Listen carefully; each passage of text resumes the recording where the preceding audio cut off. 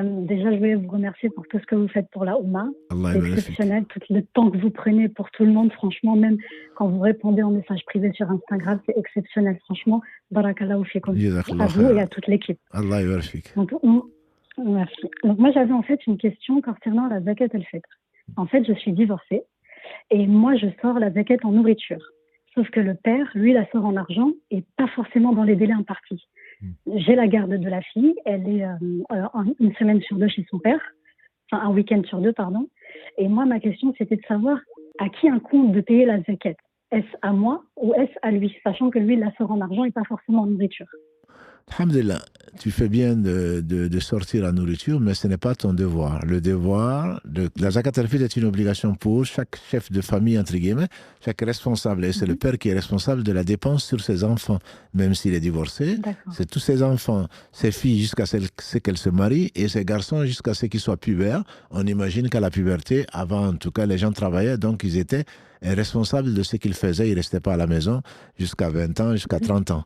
Voilà, donc tu n'es pas responsable de payer la zakat, mais le fait que tu le fasses en nourriture, certainement tu suis la sunna du prophète sallam, c'est l'avis largement majoritaire des savants, et tu en seras récompensé. Et comme tu sais que ton ex-mari le fait peut-être, et quand il le fait en argent, je te conseillerais de continuer à faire du bien, mais ce n'est pas une obligation, ce sera, Inch'Allah, ça te sera compté comme une bonne action.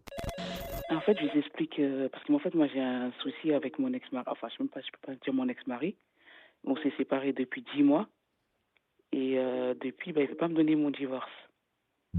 Et donc, je me suis renseignée à plusieurs reprises. Et on m'a dit que vu que c'est moi qui vais divorcer, donc il fallait que je rende la dot. C'était la seule solution. Donc, je voulais votre avis, en fait, parce que mon père aussi s'était renseigné. Oui. Et on lui a dit que dans tous les cas, mon mariage était invalide vu que je ne vivais plus avec lui, qu'il n'y avait plus rien entre nous. Ça, c'est faux. Les gens parlent sans science. Aucun savant ne vous dira que votre mariage est invalide parce que vous ne vivez plus avec lui même depuis 10 ans. Tant qu'il n'y a pas eu de divorce, vous êtes marié.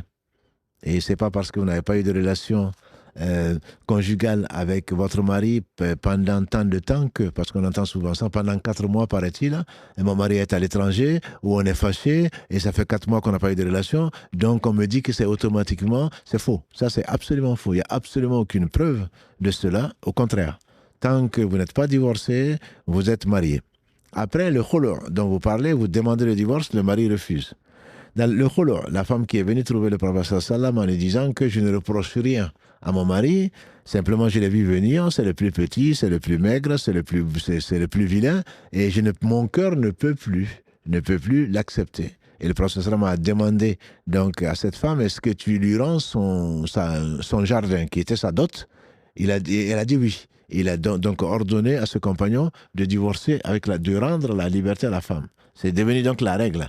La règle, c'est que quand la femme demande sa liberté, elle rend la dot donc à son mari, et son mari doit donc lui rendre sa liberté. Simplement, on a un certain nombre de gens qui ne connaissent pas leur religion ou qui sont habités par la haine ou qui refusent absolument de rendre et là, ils sont en péché forcément.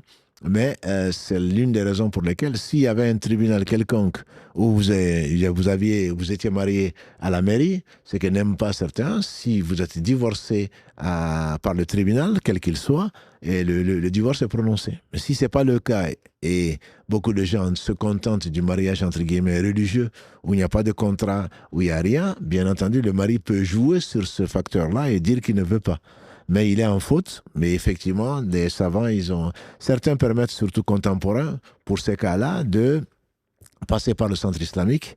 Mais bon, le centre islamique n'est pas un juge, comme vous le savez en France ou ailleurs. Donc, il n'y a pas de juridiction qui corresponde à l'islam. Donc, il y a une juridiction qui est générale, qui s'applique à tout le monde. Et donc, ce n'est pas parce que l'imam n'est pas là pour juger, ce n'est pas un juge. L'imam est là pour aider, pour informer. Il peut célébrer des mariages religieux après un mariage civil, mais il ne peut pas divorcer. Il ne peut pas prononcer un divorce. Bon, quand on demande aux savants qui sont dans des pays musulmans, ils disent, mais s'il n'y a personne, s'ils refusent, allez-y voir le centre islamique. Le problème, c'est que le centre islamique n'a pas cette fonction-là. n'a pas cette fonction. Mais bon, s'il y a eu des possibilités, chez les Malikites ou les Chafiites, il est possible donc d'exiger du mari qu'il prononce le divorce. S'il refuse, on amène 2 témoins et à ce moment, on décide que le mariage est dissous. Mais ça n'engage en fait que ces personnes-là, le mari peut très bien dire « Tu restes ma femme, je ne t'ai pas divorcé, donc… » Voilà, c'est le premier là. C'est pour cela qu'il faut encourager les personnes pour trouver… en France, l'article 433-21 du Code pénal condamne à 1 an de prison et 7 500 € d'amende tout imam ou rabbin ou prêtre qui célèbre un mariage religieux avant un mariage civil. Donc ne maudissez pas les imams, c'est la loi qui le fait ça. C'est l'article 433-21 du Code pénal. Tout le monde peut aller le vérifier. Et donc, c'est la raison pour laquelle, s'il n'y a pas de religieux, s'il n'y a pas de civil, plutôt aujourd'hui, il est interdit donc à quelqu'un du culte, à quelqu'un du ministère du culte, de pouvoir célébrer un mariage. Donc, s'il n'y a pas de mariage civil, vous n'avez pas d'autre choix, à mon humble avis, que de prier Allah, de passer par votre père, de passer par les amis de cet homme qui refuse de vous rendre la liberté, de lui mettre la pression. Voilà, en lui rendant sa dot, bien sûr, puisqu'il n'aura pas, à ce moment, il n'aura pas d'excuse pour ne pas vous rendre votre liberté. Parce que justement, il a dit qu'il refuse de reprendre la dot. Donc, mais il peut refuser de reprendre la dot tout en vous rendant votre liberté. Et reprendre la dot est un devoir. Mais s'il dit, moi, je ne veux pas la dot, tu l'as et ça t'appartient, mais ce n'est pas pour autant que ça ne lui donne pas le droit de vous refuser votre liberté. Je veux dire, justement, oui, parce qu'il dit qu'il refuse la dot et il refuse aussi de me donner ma liberté. Non, il ne peut pas refuser. Ça, je pense qu'il faudrait vraiment voir ses parents. Justement, parce que là, mon père, en fait, on a décidé justement de rendre la dot à sa mère. Ben, ce n'est pas parce que vous avez rendu la dot à sa mère que c'est automatique. Mais moi, je pense qu'il faudrait user de tous les moyens. Qu'est-ce qu'il veut? Il faut lui demander qu'est-ce qu'il veut. Il veut qu'on le paye pour qu'il divorce? Non, c'est juste que, en fait, comme on a des enfants ensemble, donc il n'est pas d'accord pour que je puisse refaire ma vie plus tard. Non, ça, ce n'est pas… La garde des enfants, c'est autre chose. C'est ça son excuse, en fait. Voilà, non, mais il n'aura pas d'excuse devant Dieu. C'est tout ce que je peux lui dire. Il n'aura pas d'excuse devant Dieu d'avoir… Qu'est-ce que je dois faire, en fait? C'est ça le problème. Je vous dis, ce que vous devez faire, c'est utiliser sa mère, c'est utiliser son oncle, c'est utiliser qui vous pouvez, qui ait une délégation ou pas, pour vous débarrasser donc de cet homme, puisqu'il n'a pas à refuser de vous rendre votre liberté. Bon, malheureusement, pour moi, c'est un abus de pouvoir. C'est un abus de pouvoir. Justement, c'est un abus de pouvoir parce qu'il se prend plus puissant, en fait. C'est ça le problème. Oui, mais il n'est pas puissant. Dieu seul est puissant. Et il n'a qu'à craindre Dieu parce que s'il rencontre Dieu, il va regretter d'avoir fait de l'injustice à son ex-épouse ou à son épouse encore, puisque vous n'êtes pas divorcé. Qu'est-ce qu'on pourrait conseiller à quelqu'un qui dit je n'utilise que le Coran et je ne suis que l'enseignement du Coran sans pour autant utiliser les hadiths? Je m'explique, par exemple, ma soeur était dans un débat avec une personne, c'est sa meilleure amie en quelque sorte, et elle lui conseille tout le temps de prier. Et après, la cousine de cette dernière lui a ramené un verset comme quoi, dans la sourate Torah, et la personne lui dit le verset 130. Supporte patiemment ce qu'ils disent et s'élève sans louange avant le lever du soleil, avant son coucher et pendant la nuit, et exalte sa gloire aux extrémités du jour. Tout à fait. Et donc là, elle explique ce verset comme quoi nous ne devrions pas faire 5 prières obligatoires, mais plutôt 3. Et que le asr et les ors, là, on doit juste glorifier Allah subhanahu wa ta'ala. Et donc, dans ce sens-là, nous, on lui a demandé, si c'est le cas, pourquoi les prières, là, le nombre de prières que vous faites à Fajr et à Maghreb et aussi à Isha, d'où vous tirez cela? Exactement, et surtout on a parlé et la personne nous a envoyé un lien. Et quand je suis rentrée dans le lien, là, j'étais vraiment choquée parce qu'ils étaient en train d'expliquer comme quoi le prophète sallallahu alayhi wa sallam a interdit les hadiths et que ce sont des imams, des hommes, des humains qui ont ramené ces histoires d'hadiths là et que c'est pratiquement faux. Et donc, on a essayé de toute notre force pour expliquer à la fille, mais elle ne voulait pas nous expliquer. Et moi, j'ai dit à ma meilleure amie, tiens, on va demander tonton Dafé, il va bien nous expliquer le sens du verset.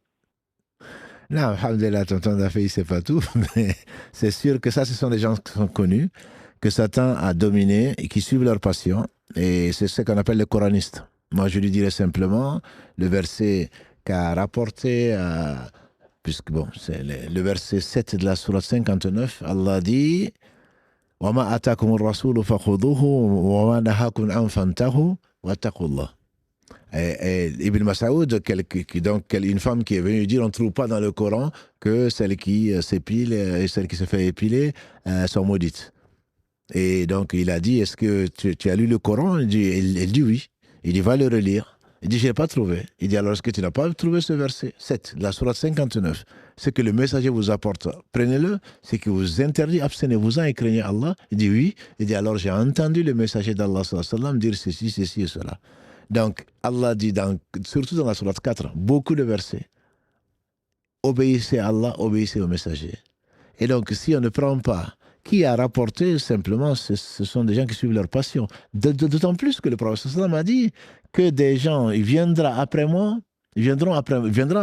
des gens qui vont s'affaler sur leur canapé en train de dire entre vous et nous, c'est le Coran. Ce qu'on trouve dans le Coran, on le prend. Ce qu'on trouve ce qu'on ne trouve pas dans le Coran, on ne le prend pas.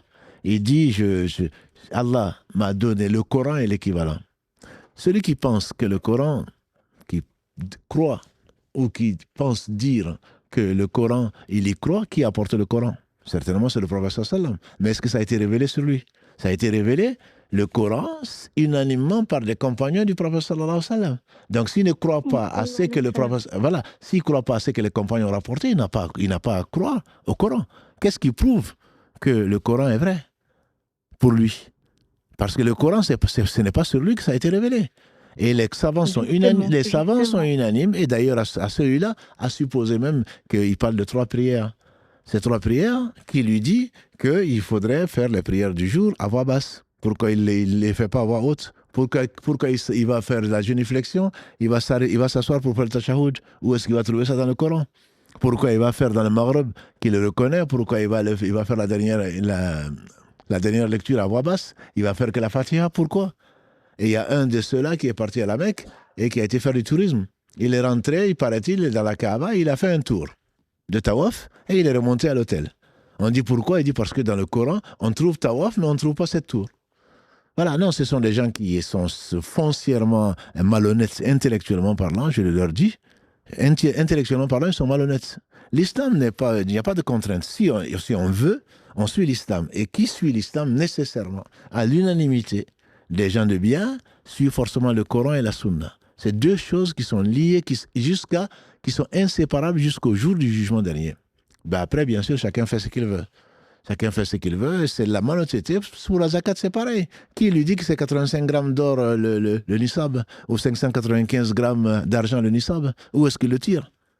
Qui lui dit qu'il y a 7 tours pour faire la Kaaba et ensuite dans le Hajj, il va falloir faire le saï? Qui lui dit? Qui lui dit qu'il faut porter l'ihram et voilà les interdits de l'ihram et voilà les piliers du Hajj ou de la Umrah? Qui le lui dit? Où est-ce qu'il va trouver ça dans le Coran? Qui lui dit que l'islam est basé sur 5 piliers? Il va les trouver où? Non, personnellement, ce sont des gens qui ont été touchés par Shaitan. Je prie Allah subhanahu wa ta'ala de les guider avant qu'il ne soit trop tard. Et je pense mieux, ce n'est pas la peine de polémiquer avec quelqu'un qui ne veut pas comprendre, qui a des convictions. Il se fait sa religion. Mais qu'il la suive, sa religion, ce n'est pas l'islam. Il ne peut pas, au nom de l'islam, suivre ses passions et les justifier. Alors, il y a 7 ans cela, je me suis mariée avec un homme. À ce moment-là, j'étais... je n'avais pas de science ni rien. Au fur et à mesure des années, j'ai étudié. Et en fait, je me suis rendu compte que mon mari, il fait les sorties, il dort dans les mosquées, vous savez, les roues rouges. Et je me suis rendu compte qu'il n'y a pas que lui, c'est toute sa famille qui est dedans. Et j'essaie de le raisonner en lui disant que ça n'existe pas, mais il est têtu, buté, c'est-à-dire qu'il ne m'écoute pas. Et là, moi, la seule solution qui me vient en tête, c'est le divorce. Mais j'essaie de trouver d'autres solutions, mais je ne sais pas. Je ne sais pas quoi faire. Et j'ai peur parce que j'ai 2 enfants, donc je ne sais plus quoi faire. Non, c'est comme on le dit, on l'a déjà fait, c'est le titre d'un épisode, c'est certainement pas joyeux qu'on a appelé, ça c'est une erreur de casting. Dans la mesure où on veut aller vers l'au-delà, donc il faut savoir que c'est que l'au-delà, comment c'est défini, c'est la religion qui l'a défini, et pas suivre ses passions. Et dans l'islam, alhamdoulilah, on nous amène et on insiste dessus sur de demander aux gens de savoir si on ne sait pas. Donc c'est pas parce que ma famille fait ceci, c'est pas parce que mon cheikh dit cela que c'est la vérité. La vérité, c'est Allah a dit, le messager a dit, les compagnons ils ont dit. Donc je comprends effectivement le dilemme dans une famille et il faut tout faire pour éviter le divorce, même s'il est permis en dernier ressort.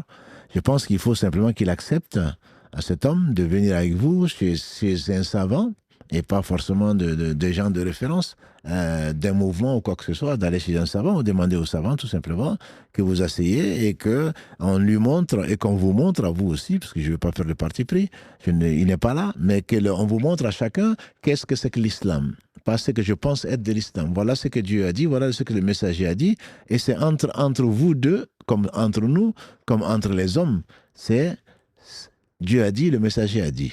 S'il a raison, vous devrez le suivre. Et si vous avez raison, c'est lui qui doit vous suivre. À ce moment-là, je pense que les choses seront tranchées et il n'y a pas d'orgueil. L'orgueil, c'est le fait de refuser la vérité. Donc cette vérité, elle est claire. Et par conséquent, je pense qu'avant d'arriver à un divorce, c'est la conciliation, entre guillemets, comme que dit Allah subhanahu wa ta'ala.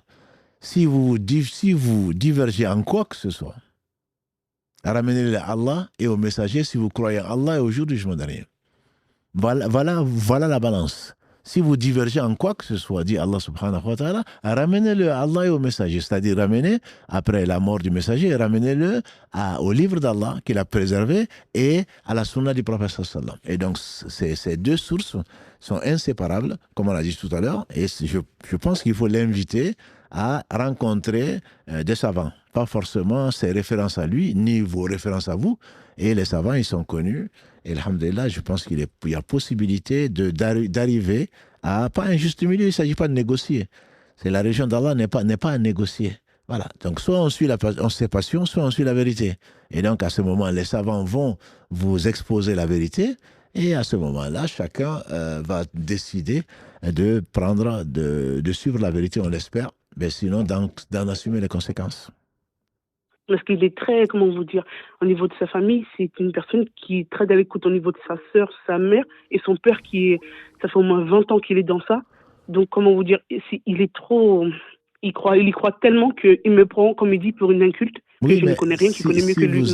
Mais n'empêche, si vous êtes, c'est le père de vos enfants, si vous voulez du bien, ce dont je ne doute pas, votre travail, ce n'est pas de l'abandonner dans un chemin que vous considérez comme étant un chemin d'égaré. Donc, combien de fois Allah dans le Coran dit « Et si vos pères ne savaient pas ?» Et si les anciens ne savaient pas? Notre référence dans l'islam, ce n'est pas mon père, ce n'est pas mon grand-père, ce n'est pas mon peuple qui a dit, etc. Notre référence, c'est Allah a dit, le messager a dit. Donc à partir de ce moment-là, par amour pour Allah, par amour, si, comme l'a dit le prophète sallallahu alayhi wa sallam à Ali, si par toi Allah guide quelqu'un, c'est mieux pour toi que les chameaux roux.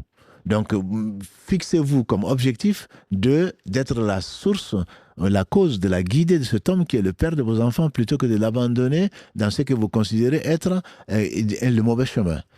Priez Allah, voilà, priez Allah, de vous il ne va pas prendre parce que vous n'êtes pas pour lui une référence. Par contre, il ne peut pas refuser de prendre de gens de science. Et je ne dis pas que vous n'êtes pas de science, mais il ne va pas prendre de vous.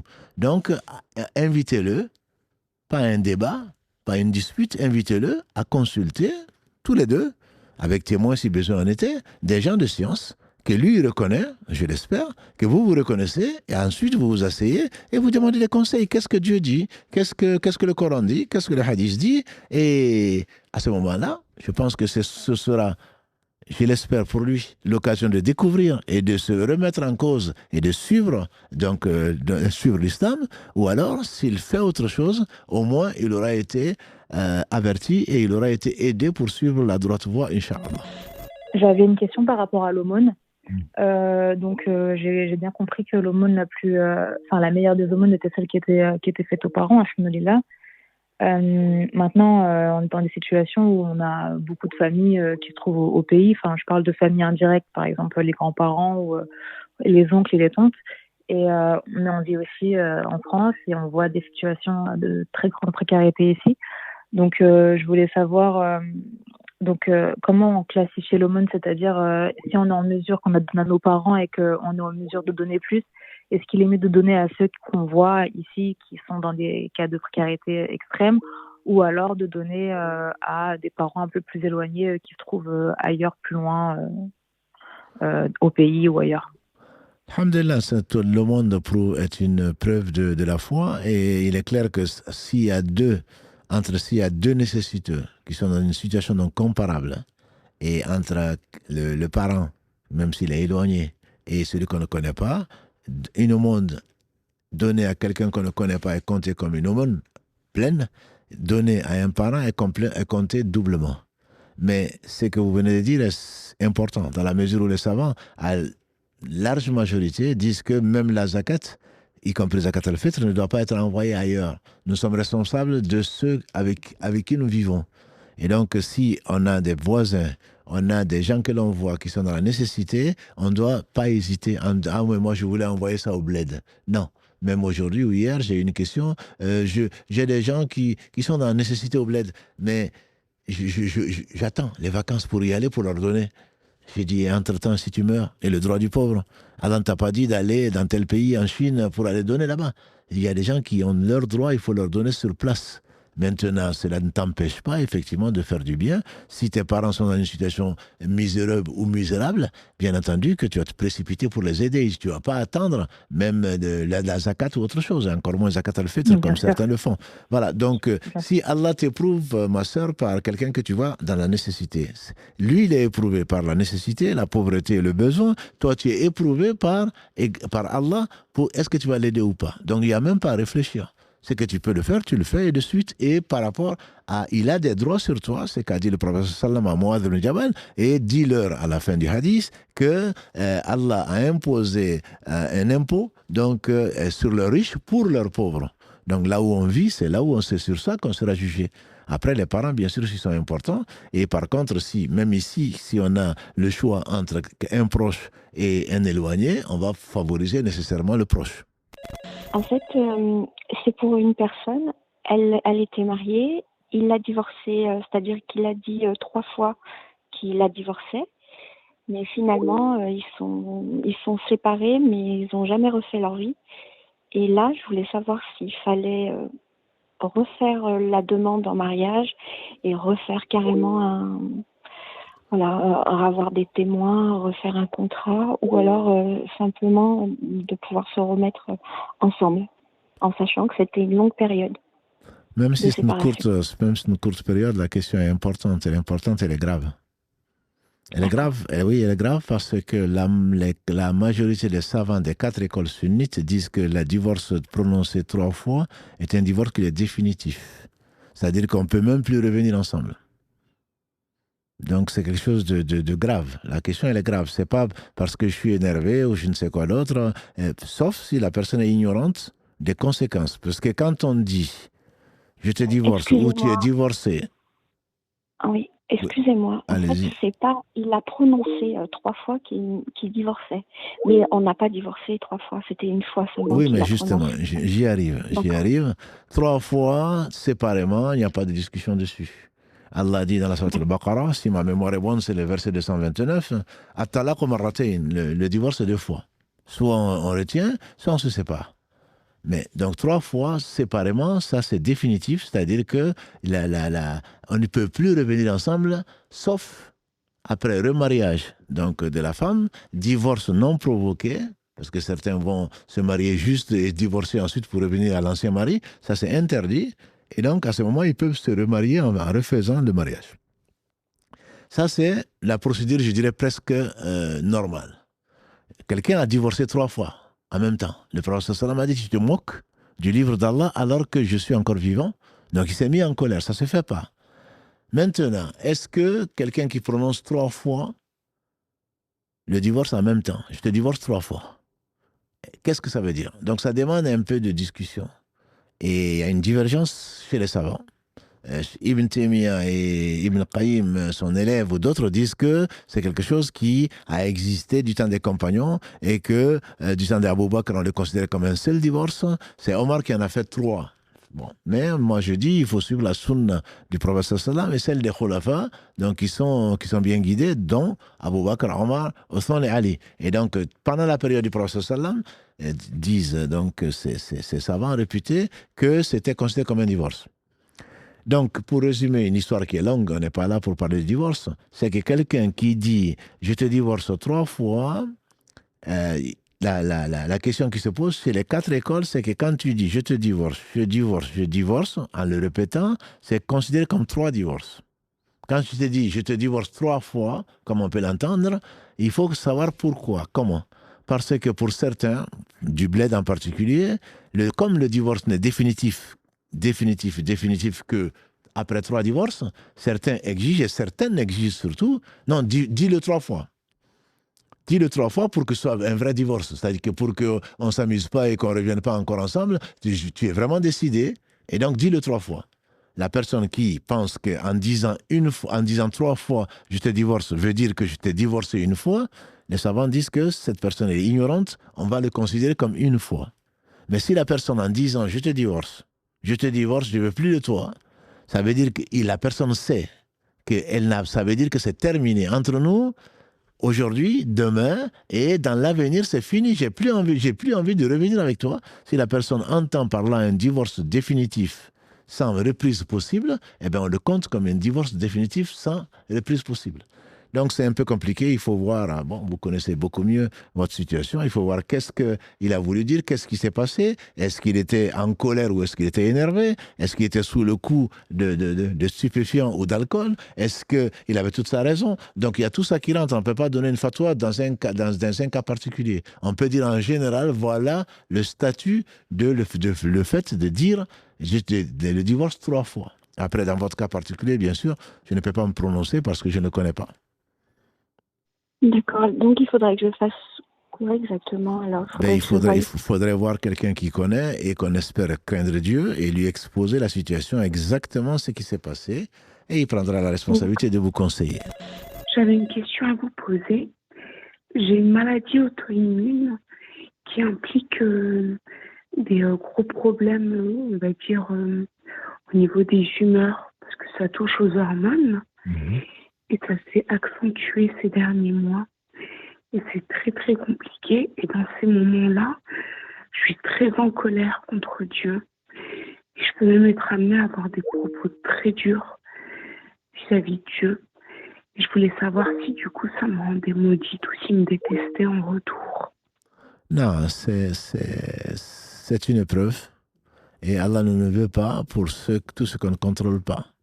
Et le dernier verset de la sourate Al-Baqarah 286, on demande à Allah, Rabbana la tu'akhidna in nasina aw akhtana, Rabbana wa la tahmil alayna isran kama hamaltahu ala alladhina min qablina. Au Seigneur, ne nous en veux pas, ne nous tiens pas plutôt rigueur, ne nous rend pas responsable de ce qu'on ne peut pas supporter. Et donc, Allah subhanahu wa ta'ala a promis que celui qui demande tout ça, Allah va le lui accorder, a dit le prophète sallallahu alayhi wa sallam.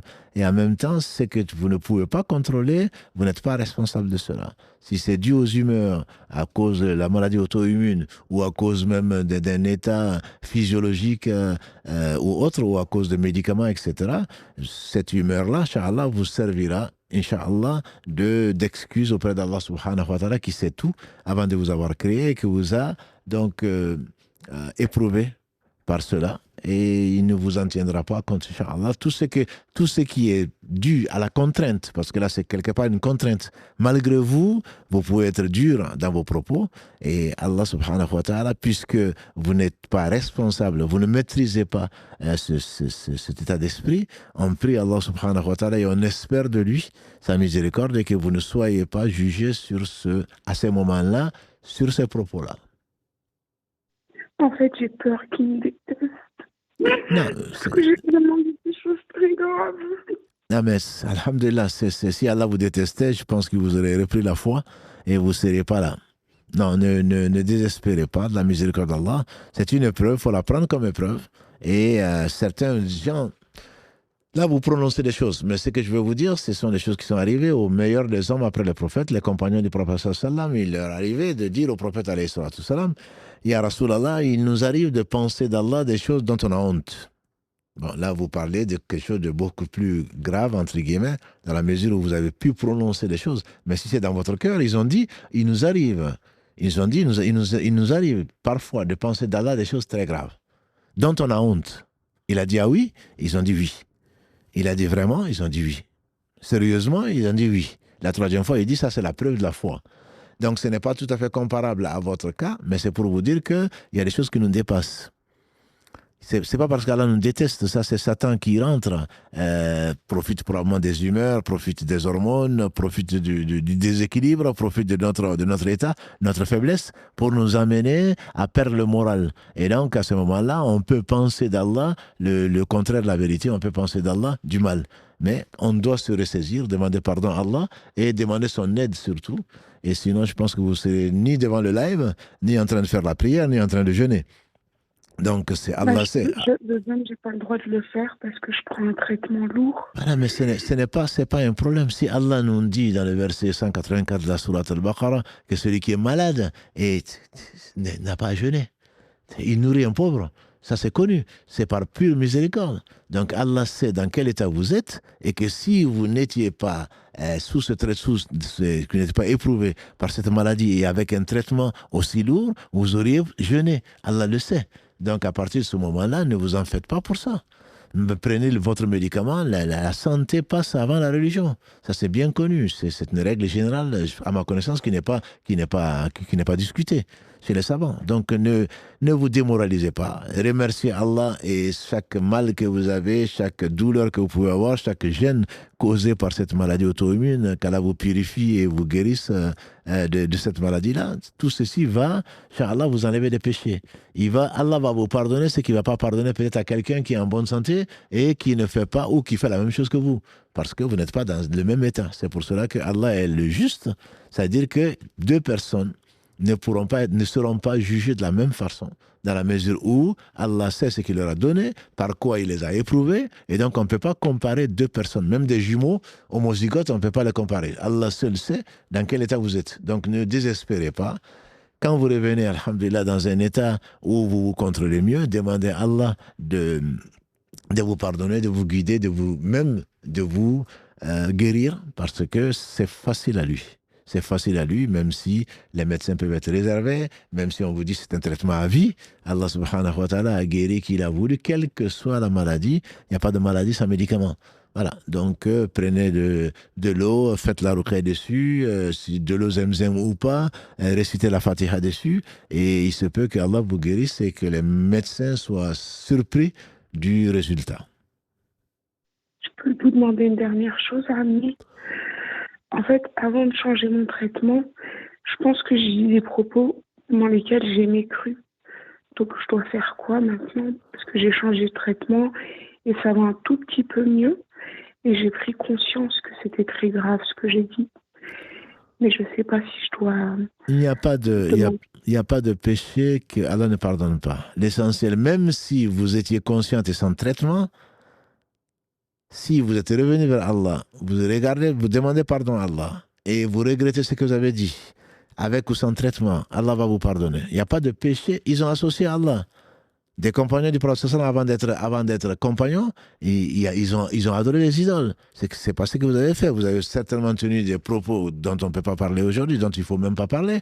Mais le fait de reconnaître que vous ne deviez pas le faire, que Allah mérite bien plus que ça, et que vous le regrettiez, et que vous revenez vers Allah subhanahu wa ta'ala, cela vous suffit. C'est une garantie que Allah subhanahu wa ta'ala vous donne dans la sourate 39, verset 53. Il dit à son prophète sallallahu alayhi wa sallam, « Qul ya ibadi alladhina asrafu ala anfusihim, la taqnatu min rahmatillah, inna Allah yaghfiru dhunuba jami'a, innahu huwa al-ghafuru rahim. » Dis-leur, ya Muhammad, ô mes serviteurs qui sont fait outragement tort. C'est pour ça que j'insiste dessus, outragement tort. Jamais ne désespérer de la miséricorde d'Allah. Allah pardonne tous les péchés. Il est celui qui pardonne, il est le miséricordieux. Donc, ma sœur, ne désespérez pas. Ça, c'est un plan satanique. C'est une astuce de Satan pour vous faire désespérer en disant, non, toi, tu es perdu. Ce que tu as dit sur Allah, c'est irréparable. C'est pas vrai. C'est pas vrai. Tant que vous êtes en vie, c'est que Allah vous a voulu du bien. Et tant que vous mourrez, Inch'Allah, en étant soumis à Allah, il vous fera miséricorde. Oui, après, je lui ai dit que je le détestais parce que j'étais malade et après j'ai regretté d'avoir dit ça. Alhamdulillah, qu'Allah vous pardonne et que nous pardonne.